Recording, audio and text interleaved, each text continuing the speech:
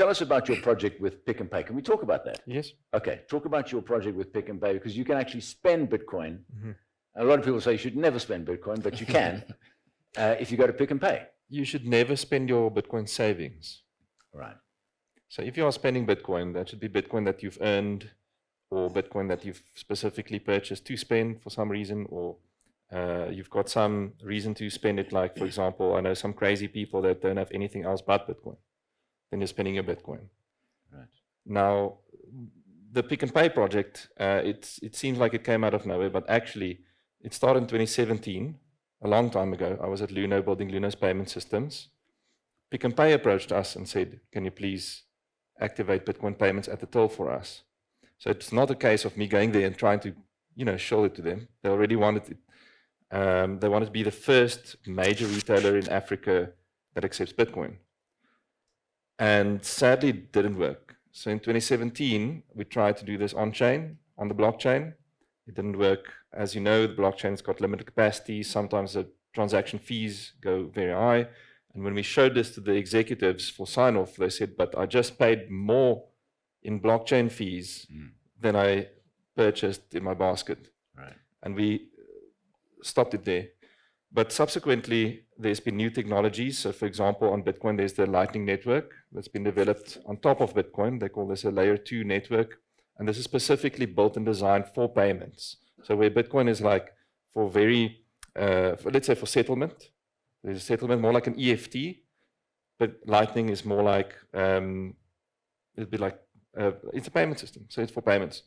And we tried it again, and it worked phenomenally well. It worked like incredibly well. It's faster than even like tap to pay. I know people don't believe me when I say this, but next time notice that thing saying authorizing, it's actually a hell of a long time. But with a Bitcoin transaction now, Lightning transaction is instantaneous, it's cheaper. And then Pick and Pay was super happy. In fact, so happy that we, after testing, deployed it nationally. And the numbers started ticking up slowly. So we've had about a doubling year on year. And it's from a small base, so it's fast growth, but from low numbers. We said, okay, how do we actually turn this into a bigger network play? So let's partner with the wallets like Binance. We activate their customers. They can now spend at Pick and Pay.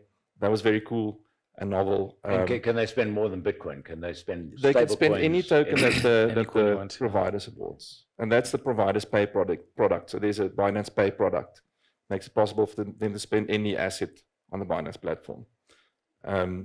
And then we said, okay, now what's next? So obviously, next for us was expanding the merchant network significantly. And we recently had a partnership with Scan to Pay announced where we activated more than 650,000 locations in South Africa. So now we're seeing people buy fuel, not only groceries, buying fuel, paying municipal bills, buying airplane tickets. So there's online shopping. So there's like a whole world of Bitcoin payments now in South Africa that we've activated.